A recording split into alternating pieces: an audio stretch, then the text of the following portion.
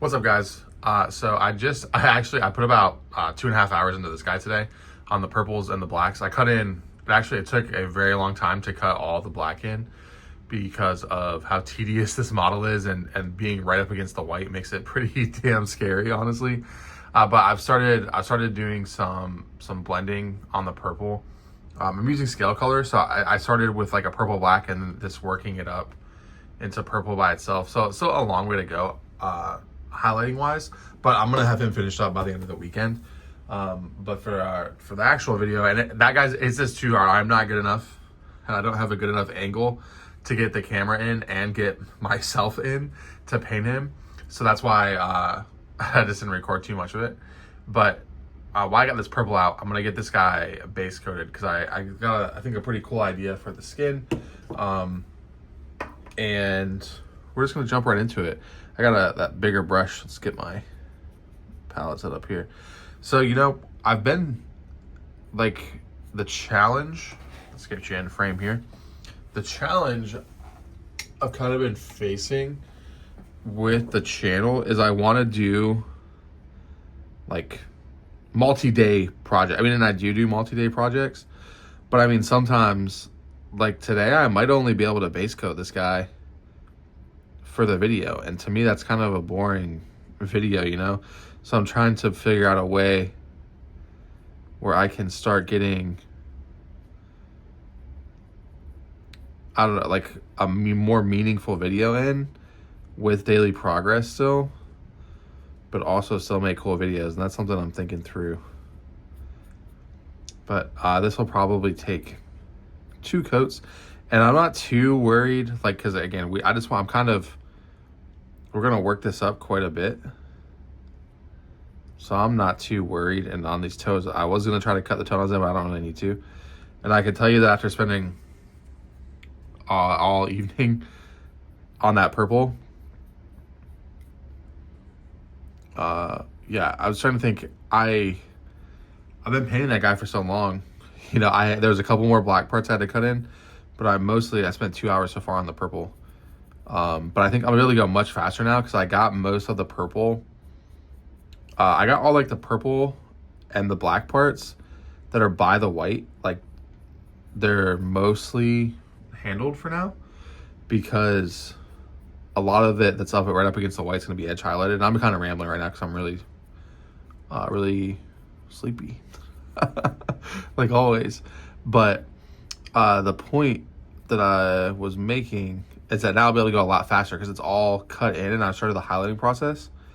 So it shouldn't take me too much longer on that. And now I'm like a little bit more familiar with the model too. Gotta get some more paint. This is this scale color dark violet. I got the real wet palette out. The Altoids 10. Altoids 10 definitely is not going to cut it for painting that Infinity model.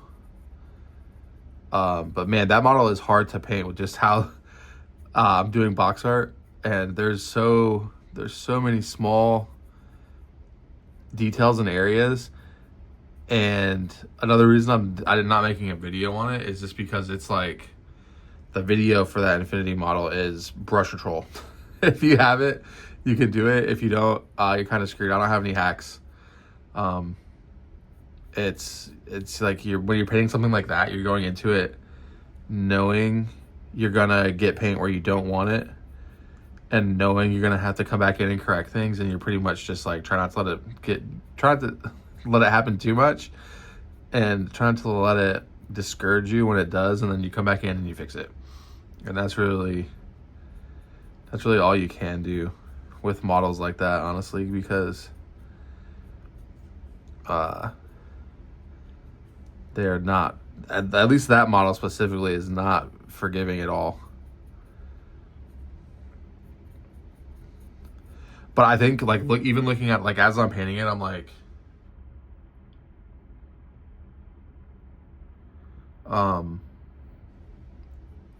it's gonna be very satisfying to see when it's done, because it's gonna definitely be like that model will be the new benchmark of where my skill is.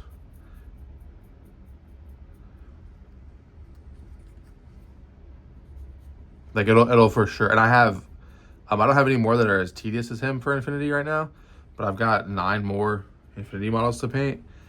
But he is for sure the most difficult. The other ones I think are going to be like pure fun to paint, where this is, that infinity guy is like it's right at that point of like challenging enough where I'm really kind of like pushing up against the limit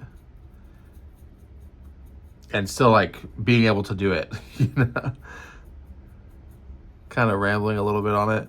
And it's also weird, I'm talking about a model that's not on screen and that I'm not painting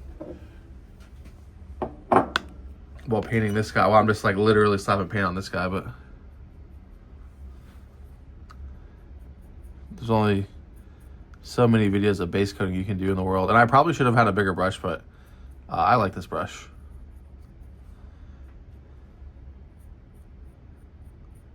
And so my goal here, I'm gonna work this skin up to be a very pale green and pink. And when I say like a very pale green, like I want to take it up to like a white, like a tinted white with green and pink to it, because I think that's gonna look good with our bronze that we've done.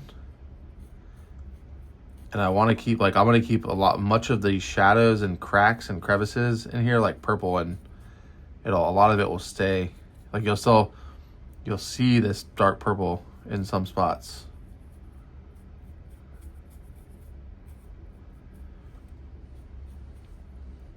And I'm trying to move away from always relying on a zenithal highlight.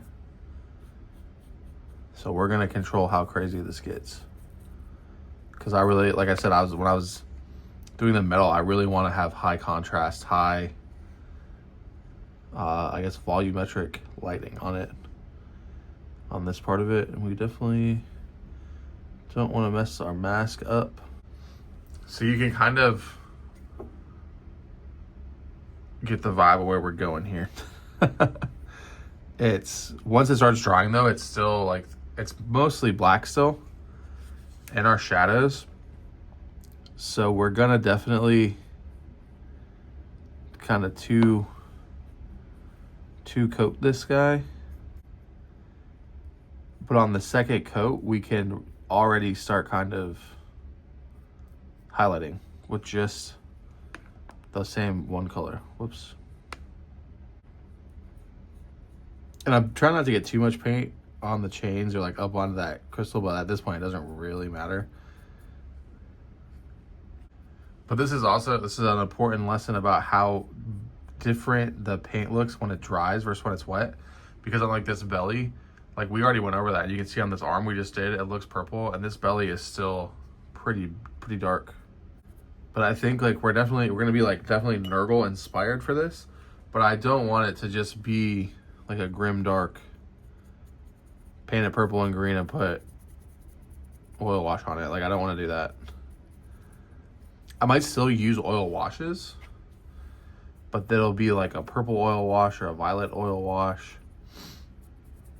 And I might use oils to highlight. I don't know. I got to think through it more. But you can use scale color paints almost like oils too, which I think would be cool to show that off. Or almost in like the same way. You don't wipe them off, but I just mean they're so thick and full bodied that you can just put 2 dots of them next to each other and blend them together in the same way you would blend together oil paints. So I think I might do that on him instead. All right, there's only so much I can ramble about when we're base coating, but it's probably gonna take me like another 30 minutes to get him totally to where I want him. And it's just gonna be a purple guy. So I really wanna get a firm base purple in and established, especially because I did a kind of bad job priming him. So I wanna get a good purple layer established. And also, I've been painting for a really long time today already. It's hard to get into focus, but I've been working on the purples on him for a while. And I started doing more of the shading, like the shadows on the white panels. So like I said, I've already painted for like 3 hours today. So a ton of painting done, but a terrible video about it. If you're still here, thanks for watching. I'll see you tomorrow. Tomorrow should be a lot more fun because I'm gonna jam on that guy's skin.